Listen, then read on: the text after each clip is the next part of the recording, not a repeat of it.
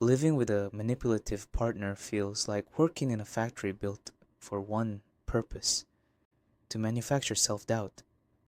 Every day, every conversation, every sigh is off. In the distance, adds another layer of the same question: am I the problem here?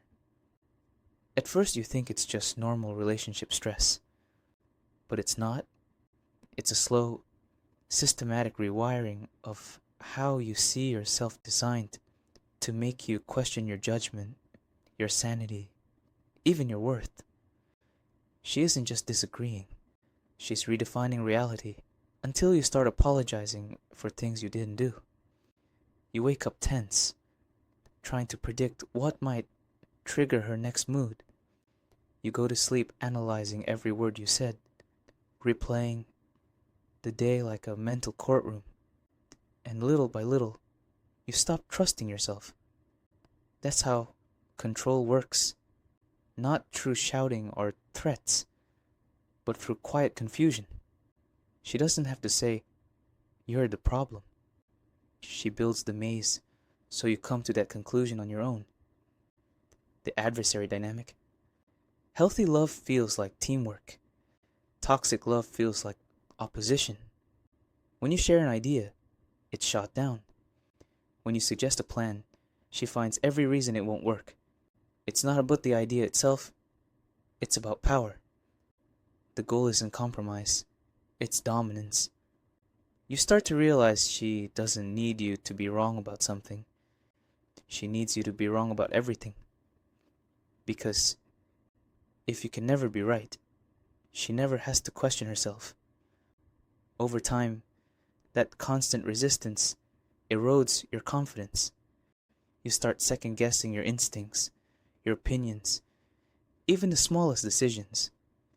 You don't trust your gut anymore because every time you've listened to it, it's been punished. When affection becomes currency.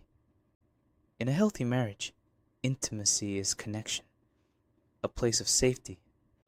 In a controlling one, it becomes currency. At first, affection feels like reward for being a good partner. Later, the silence and coldness arrive whenever you push back. Physical touch, emotional warmth, sex, they all become tools to keep you compliant. You learn that peace only comes when you submit. That closeness is something you earn by agreeing, by staying quiet, by keeping her comfortable. Eventually, you reach a point where you crave affection, but fear asking for it. You want love, but you know the request itself will be turned into proof that you're needy. That's how emotional starvation works. It turns normal human needs into evidence against you. The isolation loop. Manipulation doesn't survive community.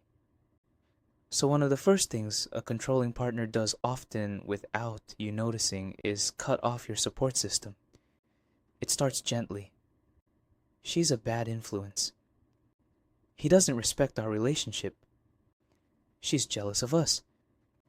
Each reason sounds reasonable until one day you look around and realize you've stopped seeing your friends. You've stopped calling your family. And now the only voice shaping your reality is hers. The fewer people you talk to, the easier it is for her narrative to sound true. You start to believe it, not because it makes sense, but because it's the only perspective left. The engine of never enough. Nothing kills confidence faster than being constantly measured against a moving target. No matter what you do, it's not enough. You work hard, you should have worked harder. You clean, you missed a spot. You show affection, you're smothering. The goalpost keeps moving because the point isn't improvement, it's exhaustion. When you're always trying to prove your worth, you're too busy to notice you're being controlled. And just when you start burning out, she throws you a compliment, a small taste of approval. Your brain lights up like a slot machine that finally hit a win. You chase that feeling again. That's the cycle. Criticism, confusion, reward, repeat. It's not love. It's conditioning. The rewrite of history. Over time, even memory becomes negotiable. Moments where you were kind get retold as moments where you were selfish. Sacrifices become failures. If you defend yourself, you're accused of gaslighting.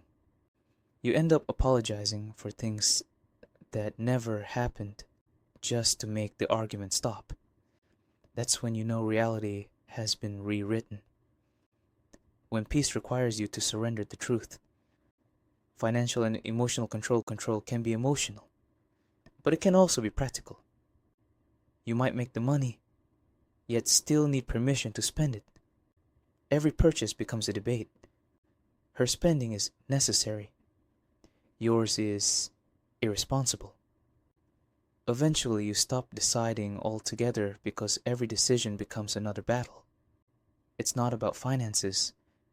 It's about autonomy. She doesn't just control money. She controls the freedom that money represents. The threat cycle. When all else fails, she uses the nuclear option. Threats of leaving. Not because she plans to, but because she knows you fear it. Each time you show strength, set a boundary, or start to stand up for yourself, the threat appears. Maybe we're just not meant to be. Maybe I should go. It's not a breakup. It's behavioral control. You learn that independence equals instability. So you keep shrinking yourself to keep the peace. Why you can't just leave? People outside the situation will ask, why don't you just go? Because they don't understand trauma bonding. When abuse is mixed with moments of affection, the contrast creates addiction. Your nervous system clings to the good moments, those rare flashes of warmth, as proof that she can love you. You start chasing the version of her that shows up once a month and disappears right after. It's not weakness, it's biology. The road back recovery starts the moment you realize this isn't normal conflict. It's control. You can't fix someone else's manipulation with more effort. You can only rebuild yourself. That means reconnecting with people who remind you who you are. Getting professional support to retrain your mind to trust your own perceptions again. And most of all, understanding this simple truth. You are not the problem. You didn't cause her behavior. You can't cure it. And you don't need to keep proving your worth to someone committed to denying it. Leaving a manipulative relationship isn't failure. It's recovery. It's remembering that peace isn't something you earn by walking on eggshells. It's something you create by walking away.